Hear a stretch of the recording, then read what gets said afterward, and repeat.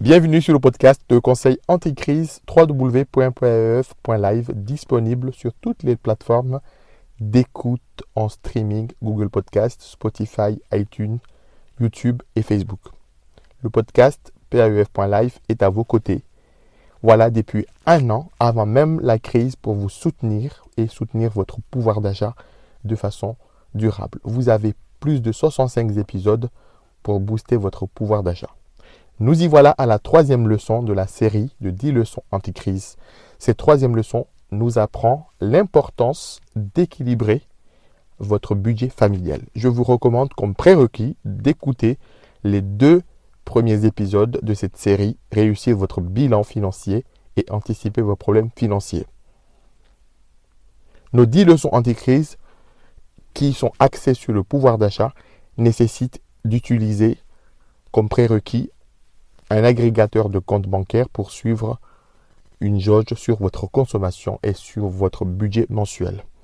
Équilibrer votre budget personnel ou votre budget familial n'est pas facile. Ce n'est pas un exercice aisé et c'est très difficile et ça demande d'avoir sur vos épaules une énorme responsabilité parce que la qualité et le niveau de vie de votre famille en dépend. Quelles sont les informations dont vous avez besoin pour régler la balance des revenus et des dépenses?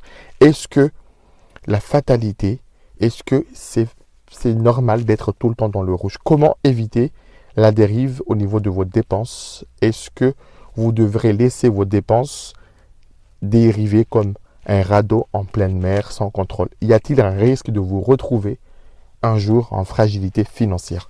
Je vais vous livrer quelques statistiques. Presque près d'un Français sur deux vivent avec des fins de mois difficiles. Un Français sur 2 a recours aux découvertes autorisées pour finir le mois. Et puis un tiers des Français vivent régulièrement du découvert dès le 15 du mois. C'est énorme. Donc alors la solution, sachez que avant tout que le découvert, c'est pas un péché. Avant d'ajuster votre budget, vous avez besoin de composer déjà avec un revenu, une entrée régulière d'argent. Et puis, il faut aussi dédier un montant à vos dépenses. Alors, imaginez, vous avez un tableau dont à gauche, vous avez le montant correspondant aux revenus qui vont vous permettre de déduire tous les postes de dépenses. Et puis, à droite, vous avez toutes les familles de dépenses, que ce soit le logement, que ce soit la consommation quotidienne, que ce soit les assurances, que ce soit pour régler divers achats. Mais pour que cela fonctionne, il faut obligatoirement fixer une limite ou plutôt fixer une enveloppe par type de dépense. Une petite enveloppe pour la consommation, les courses, une petite enveloppe pour le transport, une petite enveloppe pour rembourser en fait les emprunts. Et puis il faut distinguer 2 choses tout simplement. Il y a les dépenses qui sont sorties ou qui sortent du compte de manière automatisée ou de manière automatisée sans besoin que vous interveniez. Et puis, il y a les dépenses que vous avez la main où vous pouvez planifier et organiser. Alors, pour cela, les dépenses automatisées, il faut déjà les connaître, il faut déjà les évaluer, il faut déjà les chiffrer. Et puis, vous avez les dépenses qui sont à votre main où vous allez décider si vous y allez ou pas. Alors, dans ce cas-là, il est très important aujourd'hui d'embarquer votre jauge, votre agrégateur dans votre poche. Et il y a un épisode où j'ai parlé de cette question où vous devez avoir votre banque dans votre poche pour connaître l'évolution, le pourcentage au cours du mois. Donc, pour que ça fonctionne, il faut aussi changer vos habitudes de consommation, adopter un style anti-gaspi, un style frugal, écolo. Pourquoi pas utiliser le troc? Donc, c'est une tendance en fait qui monte au sein de la population.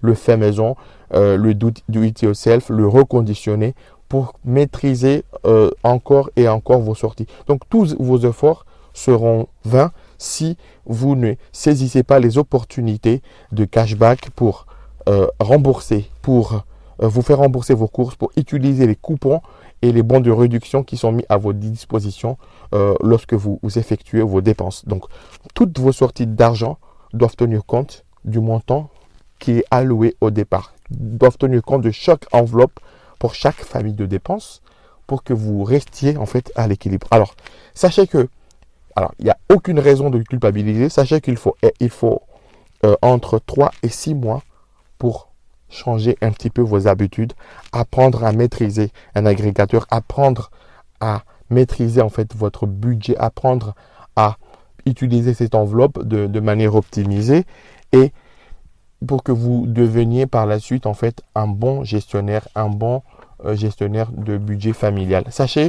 qu'il n'y a nul besoin de culpabiliser puisque cela va prendre du temps.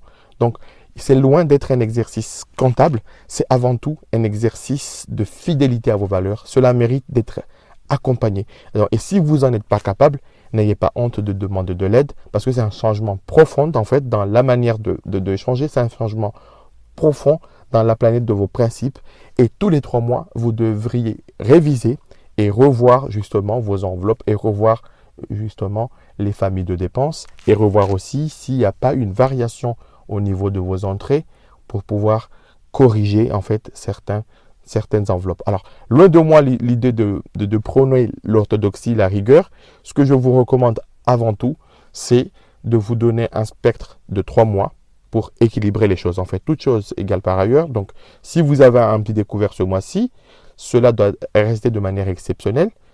Mais si le mois prochain, vous arrivez à être un petit peu excédentaire dans votre budget, ça vous permettrait d'équilibrer les choses. Et puis, vous avez le spectre de 3 mois pour redresser un petit peu la barre. Si vous constatez que vous êtes régulièrement dans le rouge, sachez qu'il y a un déséquilibre, il y a plus de sorties que d'entrées. Et dans ce cas-là, je vous invite bien sûr à trouver un accompagnement ou tout simplement à revoir si vous n'avez pas un endettement ou un taux de charge qui est hyper élevé. Donc ça, c'est un point très important. Alors, pour poursuivre en fait la série, parce que bien évidemment, ce n'est pas le 3e épisode ni le dernier, mais il y a bien sûr 7 autres épisodes qui vont venir. Je vous recommande de vous abonner sur les plateformes. Je vous recommande également d'aller sur www.paef.live pour écouter en mode binge tous les épisodes passés et qui ont axé sur le gain de pouvoir d'achat. Au plaisir de vous retrouver et je vous dis et je vous souhaite d'excellentes fêtes de fin d'année et à très bientôt.